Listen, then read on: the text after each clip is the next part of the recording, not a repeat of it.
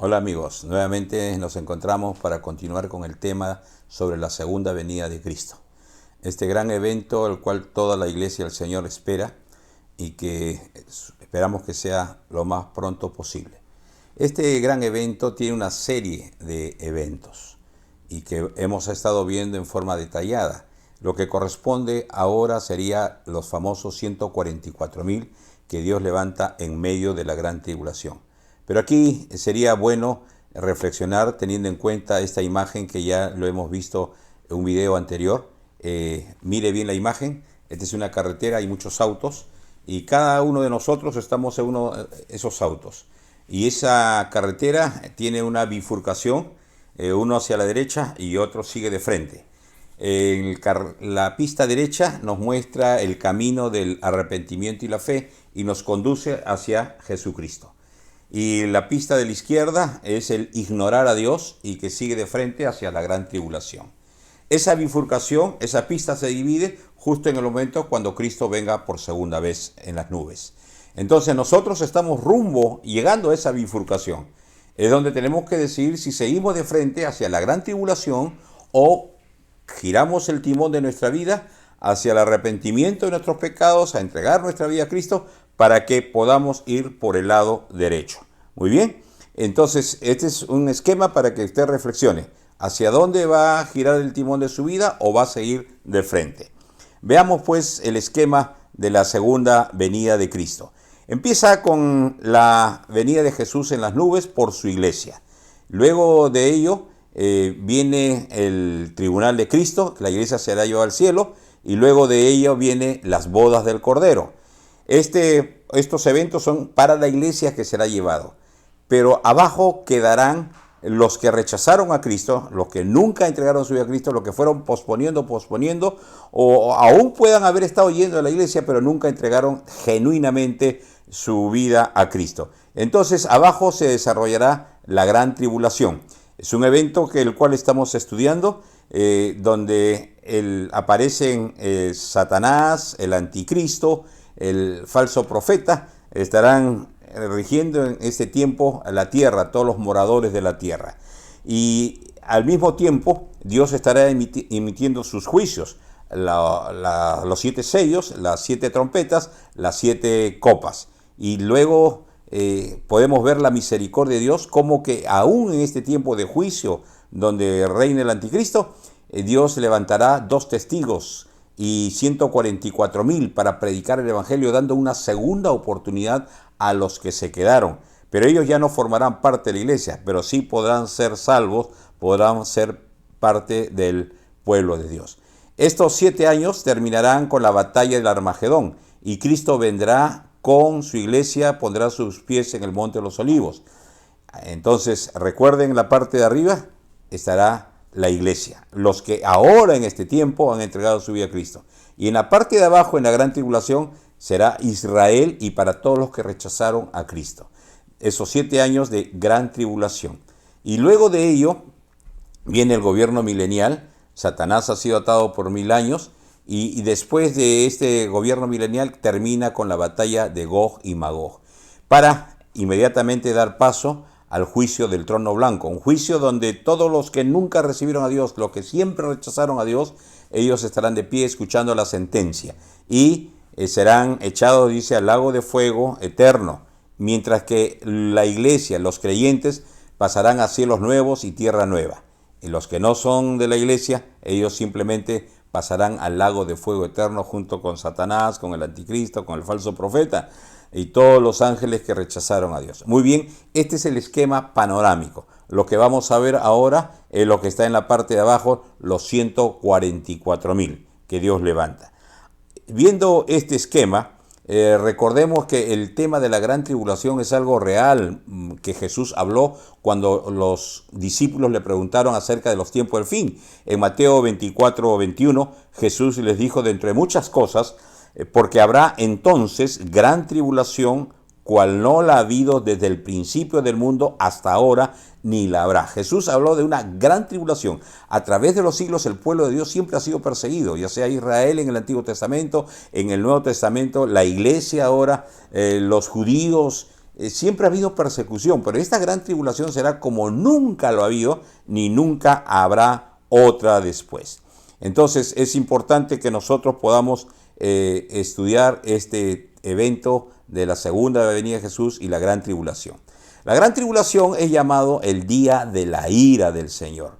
Es un tema no muy popular, que no a muchos predicadores les gusta tocar, pero es necesario. Pablo dijo a los romanos: mirad pues la bondad y la severidad de Dios. Es decir, tanto la bondad como la severidad de Dios. La ira de Dios se toca tanto en el Antiguo Testamento como en el Nuevo Testamento. Y es el día grande de la ira, el día terrible. Y se menciona el día de la ira como a todo este evento de la gran tribulación. ¿Y por qué tenemos que predicar nosotros esta gran tribulación que se encuentra en el libro de Apocalipsis? Libro que para muchos les causa terror, no quieren ni leerlo, y tristemente aún cristianos que asisten a la iglesia no quieren leer porque tienen un concepto errado. A algunos líderes le han metido la idea que son temas terroríficos. Pero te voy a decir lo que dice el libro de Apocalipsis, quiero que tú lo leas en los 3 primeros versículos.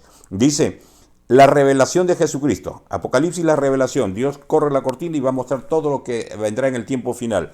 Que Dios le dio para manifestar a sus siervos las cosas que deben suceder pronto, y la declaró enviándola por medio de su ángel a su siervo Juan, que ha dado testimonio de la palabra de Dios y del testimonio de Jesucristo y de todas las cosas que ha visto. Bienaventurado el que lee y los que oyen las palabras de esta profecía y guardan las cosas en ellas escritas, porque el tiempo está cerca. Miren este flujo de comunicación. Es la revelación de Jesucristo que Dios le da a Jesús. Jesús se la da al ángel, el ángel a Juan, para dada a conocer a todos los siervos, a toda la gente. Cuando alguien dice este verso 3, lee este libro de Apocalipsis, o lo oye, y lo obedece, la Biblia lo califica como bienaventurado. O sea, en base a este texto, nosotros no podemos cortar este flujo de comunicación que Dios ha dado a Jesús, al ángel, a Juan, para todos nosotros. Estos, en forma gráfica, estos 3 versículos lo vemos aquí. La revelación de Jesucristo, lo que Dios le revela a Jesús, y Dios se lo da al Hijo, a Jesús. El Hijo le da al ángel, el ángel le da a Juan, para que fuera dado a todos los siervos. ¿Con qué propósito? Que lo lean, que lo oigan y lo obedezcan.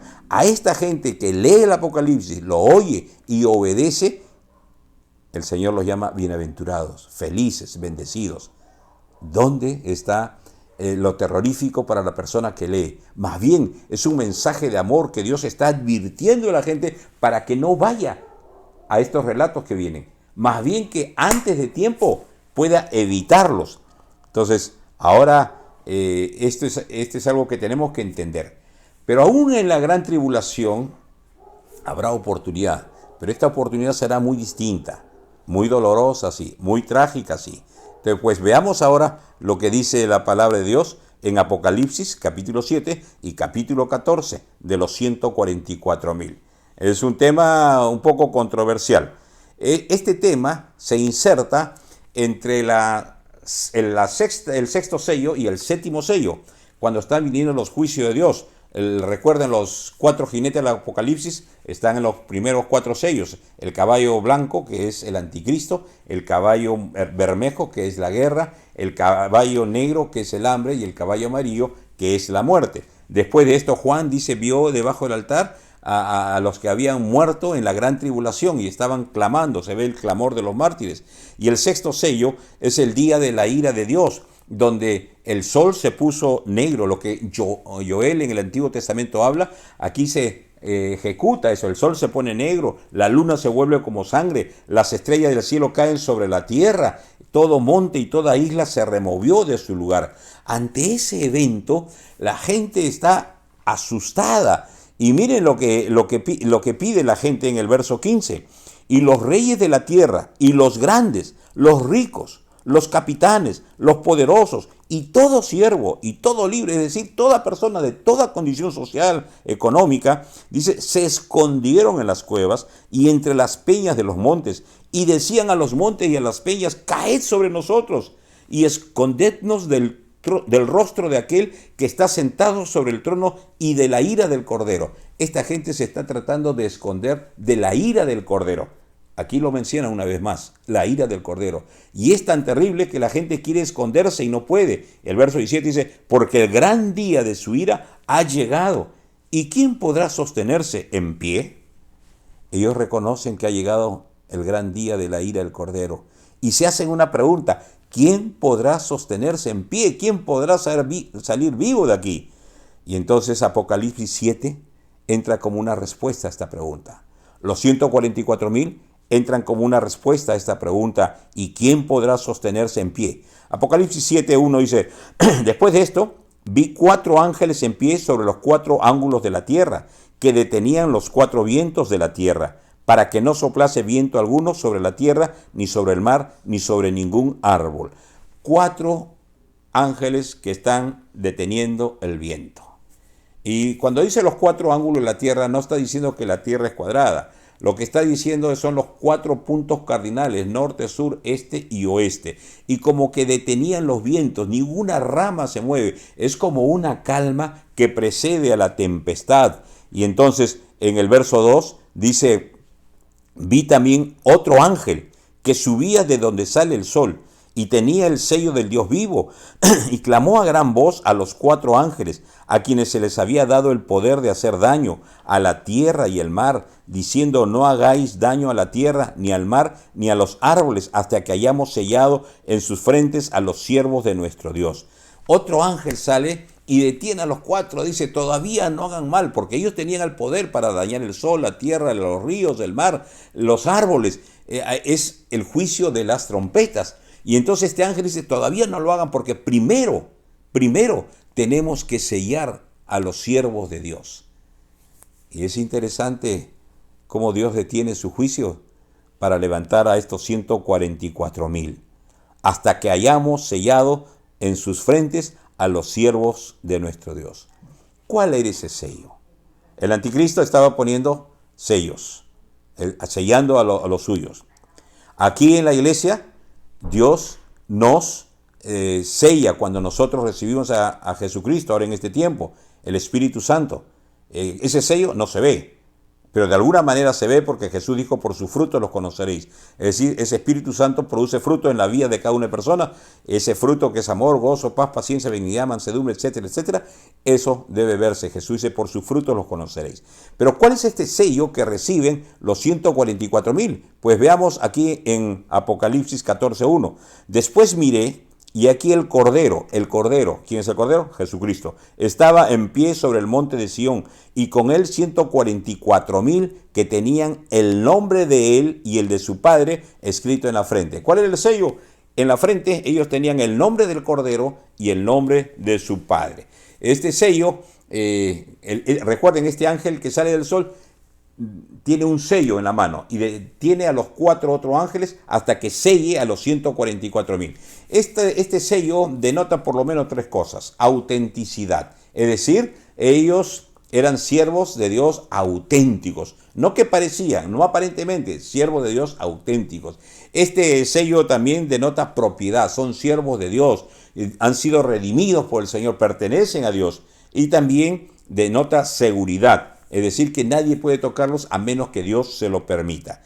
Aquí no interesan las denominaciones, son siervos de Dios. Y aquí no hay iglesia alianza, bautista, pentecostal, lo que fuera. Es iglesia como debería ser ahora. El Señor no vino a inaugurar una denominación, una religión. Él vino a formar su iglesia que está constituido por todos los que se arrepintieron y creyeron en Jesús. Muy bien, entonces aquí están los 144,000, el sello, el nombre del Cordero y el nombre del Padre. Ahora veamos pues la procedencia de estos 144,000. El verso 4 de Apocalipsis 7 dice, y oí el número de los sellados, 144,000 sellados de todas las tribus de los hijos de Israel.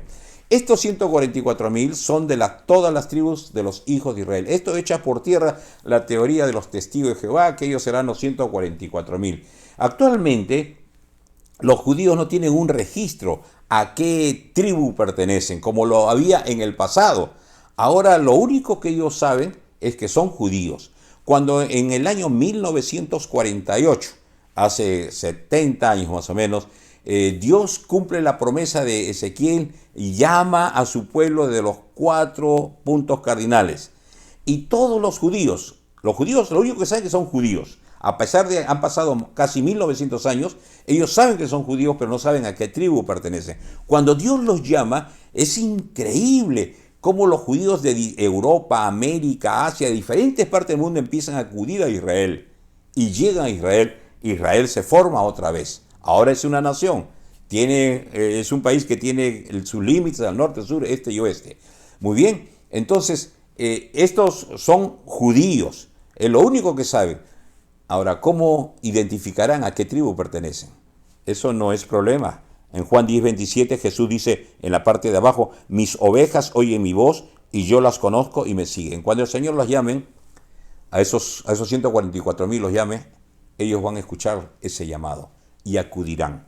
El Señor sabe de qué tribu son. Aunque ellos no lo saben, el Señor sí sabe. Muy bien, entonces las procedencias que son de las 12 tribus de Israel. Y aquí en el siguiente versículo, Juan menciona las 12 tribus. De la tribu de Judá, miren las palabritas que están con amarillo, son los nombres de las 12 tribus. Hay 12,000 por cada tribu. De Judá, de Rubén, de Gad, de Aser, de Neftalí, de Manasés, de Simeón, de Leví, de Isaacar, de Zabulón, de José y de Benjamín. Las 12 tribus de Israel, 144,000, 12,000 de cada uno. Muy bien, ¿cuál es el ministerio de estos 144,000? Ir a predicar el evangelio por todas las naciones. El verso 9 dice, después de esto miré y he aquí una gran multitud. Esta es la multitud, es la cosecha, es el resultado del ministerio de estos 144,000, la cual nadie podía contar, de todas las naciones y tribus y pueblos y lenguas que estaban delante del trono y en la presencia del Cordero, vestidos de ropas blancas y con palmas en las manos, y clamaban a gran voz diciendo, la salvación pertenece a nuestro Dios que está sentado en el trono y al Cordero. Esta es la cosecha. Una gran multitud, la cual nadie podía contar. No interesan los números, no interesan las estadísticas, solamente Dios lo sabe y eso basta. Cuidado con los números, la estadística, porque muchas veces sirven para inflar el pecho, el ego de las personas. Recuerden que David hizo un censo y Dios no le había pedido que haga el censo, pero él quería saber, a ver, ¿cuántos somos?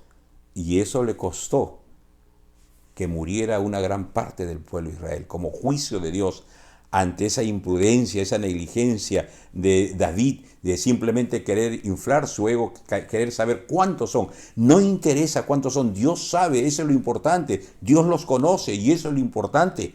A nosotros solamente nos toca predicar el evangelio, hacer discípulos a las naciones. Y aquí, de esta gran multitud, toda esta gente ha estado viva cuando vino Jesús. Podrían estar vivos si Jesús viniera mañana. Mucha gente de estas serán convertidas allá, pero la conversión será diferente. Entonces, esa gente que ahora, actualmente podríamos dividir a la gente en dos, en los peregrinos y en los turistas. ¿Cuál es la diferencia? Un turista cuando va a un lugar quiere conocer esto, quiere conocer lo otro, quiere disfrutar su comida, las costumbres, quiere disfrutar todo de ese lugar donde va, porque no va a ir así cada día, cada año. En cambio, un peregrino tiene en su mente el destino hacia donde va. Todos, absolutamente todos, estamos de paso en este mundo. Unos se irán mañana, otros pasado, otros de acá a un año, no sabemos cuándo. Pero estamos de paso en este mundo. Pero la pregunta es, ¿qué soy? ¿Un peregrino? ¿Alguien que tiene en mente que mi ciudadanía está en el reino de los cielos? ¿Que estoy esperando la venida del Señor? ¿Y trato de cuidarme, de no contaminarme con este mundo? ¿O soy un turista que trato de aprovechar todo lo del mundo, disfrutar todo lo del mundo?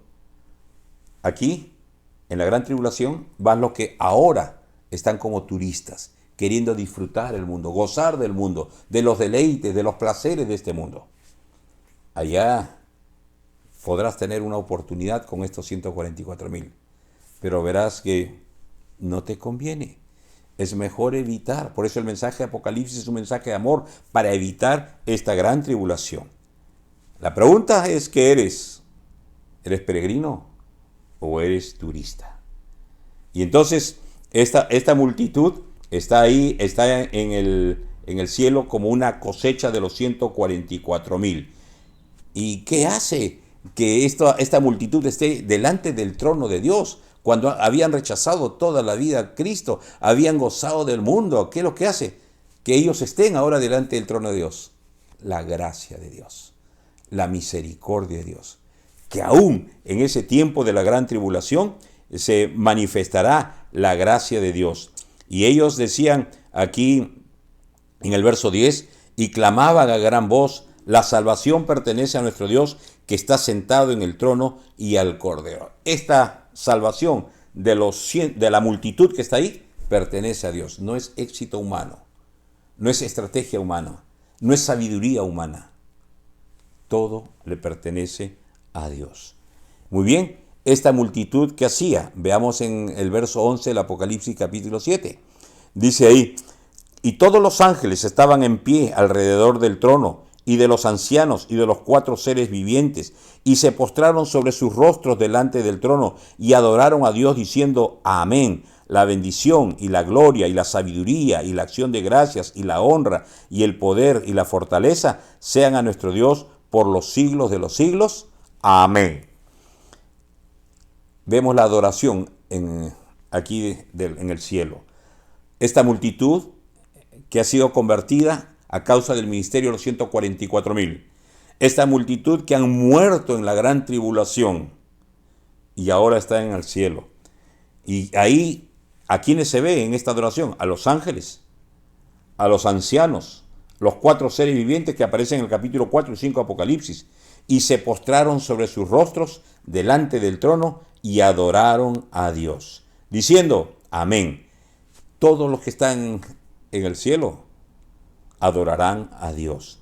Pero es interesante lo que dice el verso 12. La bendición y la gloria, la sabiduría, la acción de gracias y la honra y el poder y la fortaleza sean a nuestro Dios por los siglos de los siglos. Amén. Todo es obra de Dios. Toda honra es para Dios. No es para ningún ser humano.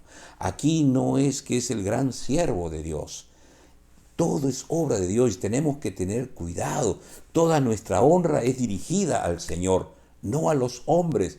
Todos los hombres, como recuerden Juan, después de todo esto que escucha, que el ángel le ha mostrado, la Biblia dice en el capítulo 19 de Apocalipsis que él se postró a los pies del ángel y el ángel le dijo, levántate porque yo soy consiervo tuyo, soy un siervo igual que tú, adora a Dios. Todo nuestro reconocimiento, toda nuestra honra, todo nuestro honor, toda nuestra adoración es a Dios y todos ellos adoraban a Dios. Muy bien, estos 144,000 han predicado y veamos algo más de la gran cosecha.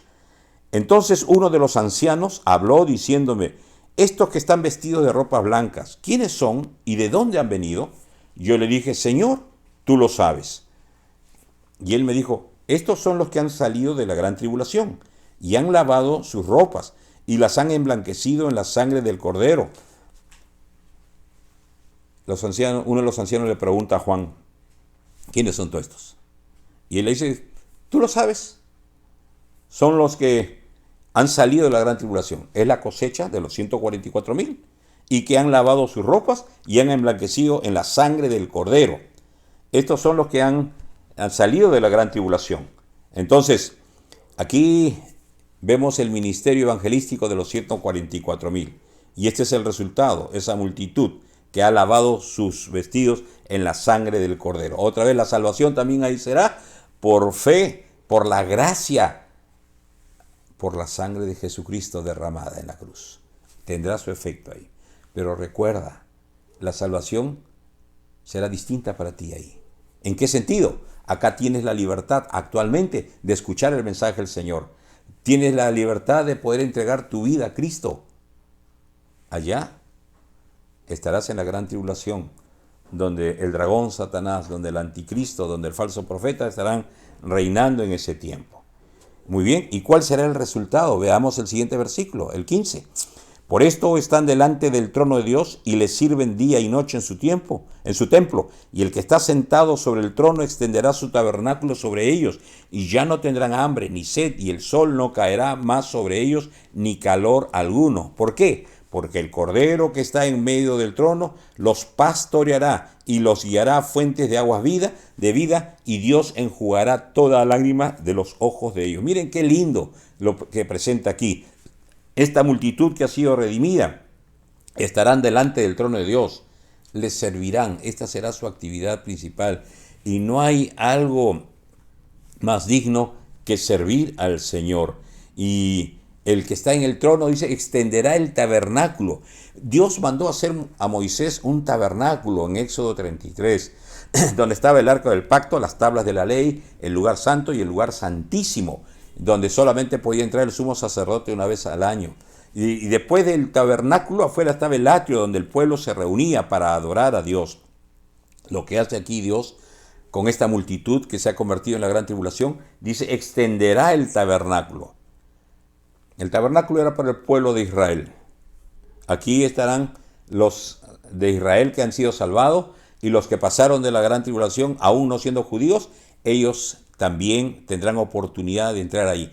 Aquí ya no solamente será lugar para los judíos. Recuerden que los 144,000 han ido a predicar a todas las naciones, a toda lengua, a toda tribu, de todas partes del mundo vendrán. Es por eso que Dios extiende el tabernáculo, para que ellos puedan disfrutar de la presencia de Dios y de la comunión con Dios. Y no tendrán hambre ni sed, y el sol no caerá más sobre ellos. Reposarán de todo dolor, de todo sufrimiento, tendrán la protección del Señor ahí.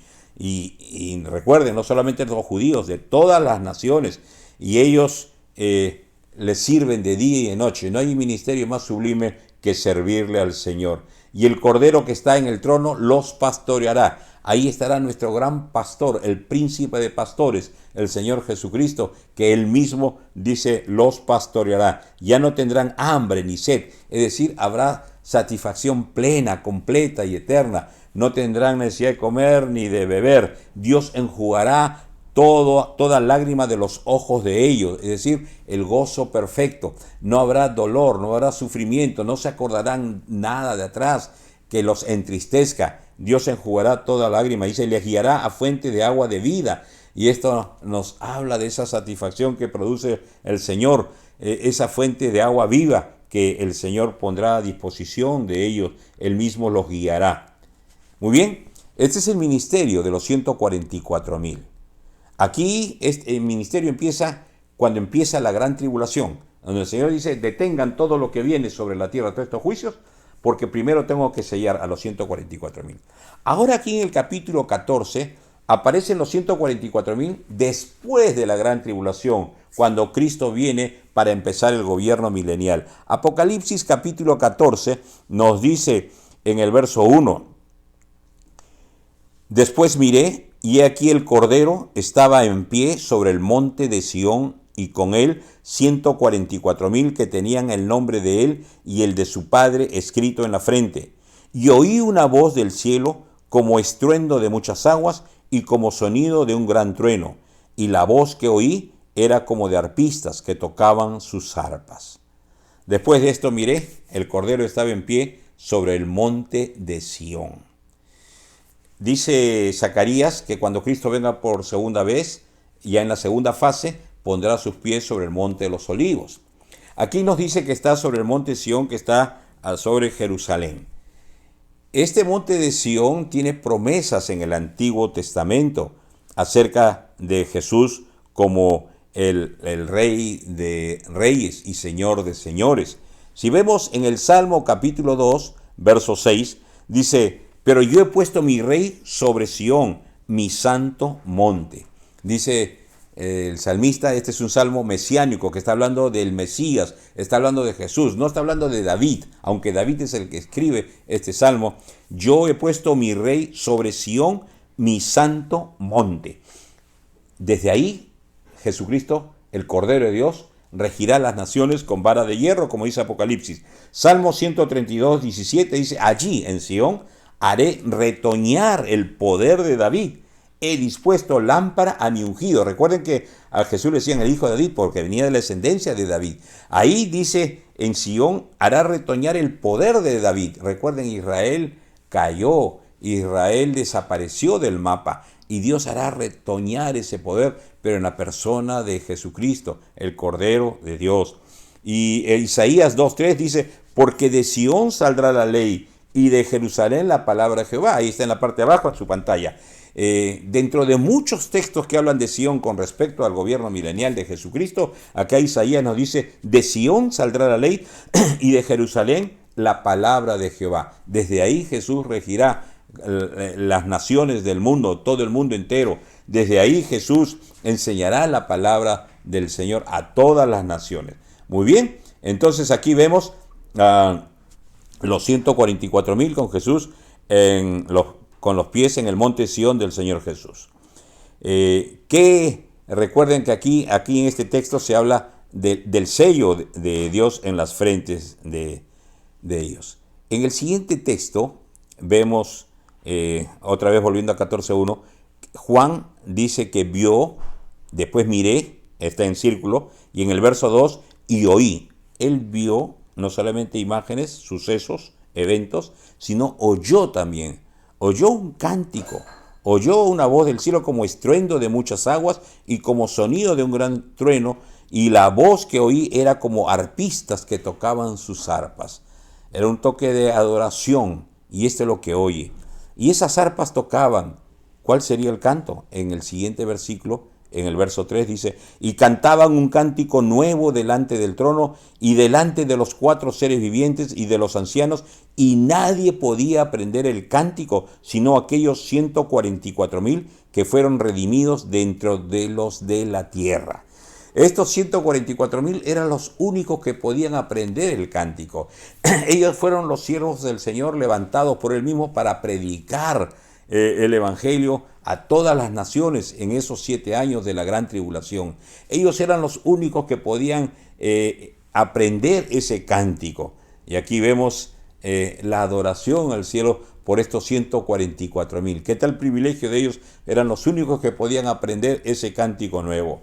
Luego nos muestra algo más con respecto a los 144,000. ¿Cuál era el perfil, las características de estos 144,000? Aquí en el verso 4 dice, estos son los 144,000, los que no se contaminaron con mujeres, pues son vírgenes. Estos son los que siguen al Cordero por donde quiera que vaya. Estos fueron redimidos de entre los hombres como primicias para Dios y para el Cordero. Y en sus bocas no fue hallado mentira, pues son sin mancha delante del trono de Dios. Lo primero que nos muestra aquí, que no se contaminaron con mujeres, pues son vírgenes. Esto a veces puede sonar ofensivo para ciertas personas, diciendo, ¿por qué se va a contaminar cuando un hombre se junta con una mujer? Imagínense que son esposos. No hay ninguna contaminación ahí. Aquí tenemos que entender el contexto. Están en los 7 años de la gran tribulación. El tiempo es corto. Lo que nos dice el texto, que estos 144,000 tenían que ir por todo el mundo a predicar el Evangelio. Lo que nos dice el contexto es que estos 144,000 iban a predicar en medio de la gran tribulación cuando reinaba Satanás, el anticristo y el falso profeta. Recuerden que hacen sellar a los hombres en las manos y en la frente. Recuerden que ellos tienen el control financiero. Nadie puede comprar y vender si es que no tienen esa marca de la bestia. En medio de ese contexto, ellos tenían que ir por todo el mundo a predicar. Y entonces, como Pablo, el pensamiento que tiene Pablo cuando escribe a los Corintios, 1 Corintios capítulo 7, le dice a los solteros, le dice que se queden solteros. ¿Por qué le dice eso? Porque Pablo tenía en su mente que cuando viniera Jesús, él iba a estar ahí. Él dijo, recuerden en 1 Tesalonicenses 4, del 13 hacia adelante, y nosotros los que quedamos seremos arrebatados juntamente con ellos, con los que resucitaron. Es decir, Pablo se incluía entre los que iban a estar cuando viniera Jesús. Entonces, si el tiempo es corto, ¿para qué se van a casar? Dice. Aquí sí, realmente el tiempo es corto. El ambiente es difícil, es peligroso. Y entonces, tal vez alguien podría decir, pero yo puedo casarme y con mis hijos puedo hacer misiones. Y vaya, claro, ahora sí. Ahora tienes la libertad, subes un avión, te vas a otro lugar, te reciben, te dan una casa, todo. Allá en la gran tribulación, No creo que puedas hacer eso. No creo que tengas la facilidad de trasladarte así nada más y predicar libremente. Entonces, por eso que ellos, dice la Biblia, que son solteros, son vírgenes, no han tenido relación sexual. O sea, no tienen la preocupación, la premura de una familia que cuidar. Ellos tienen que ir por todo lado. Durante esos 7 años el tiempo es corto. Entonces, ellos dice que son solteros, son vírgenes, son varones. Y esto nos habla un poco más aclarando sobre el llamado pastoral, el llamado de Dios es a los hombres. Jesús cuando llamó a los 12, llamó a hombres, sin menospreciar el ministerio de las mujeres, porque la mujer tiene un papel importante dentro de la iglesia. Pero aquí tenemos que entender, otra vez llama 144,000 hombres. Y ellos, dice, le siguen al Cordero por donde quiera que va. Recuerden, Jesús dice, mis ovejas oyen mi voz, me conocen y me siguen. Esto habla de una renuncia total, de una obediencia total al Señor. Esto es el tomar su cruz y negarse a sí mismo. Por donde les lleve el Señor, ellos van a ir. Y fueron redimidos de entre los hombres como primicias para Dios y para el Cordero. Es decir, aquí, recuerden el anticristo, nadie puede comprar y vender si no tiene la marca de la bestia. Ser redimido significa ser comprado. Esto no podrá impedirlo, Satanás, que Jesús redima, compra, libere a toda esta gente que está bajo el imperio y la potestad de Satanás. Él dice, los redimirá con su sangre. Toda esa gente ha sido redimida, y tanto como ahora, como allá, la salvación igual será por fe, por gracia de Dios, por medio de la fe, por medio de Jesucristo. Es decir, somos redimidos por la sangre de Jesucristo. Y ellos serán las primicias, es decir, son los primeros de todos los que van a seguir convirtiéndose más adelante. En su boca no fue hallada mentira. Y esta es la evidencia de aquellos que pertenecen a Dios. Recuerden que Jesucristo dijo a los fariseos, a los religiosos, vosotros sois de vuestro padre el diablo, y el diablo es padre de toda mentira. Es decir, no se contaminan con mentiras en sus labios, porque siguen aquel que dijo, yo soy la verdad, aquel que dijo, tu palabra es verdad. Entonces, las características de estos 144,000 es que no hay mentira, no hay engaño en sus labios. Ellos han permanecido en la verdad. Y dice, son sin mancha delante del trono de Dios.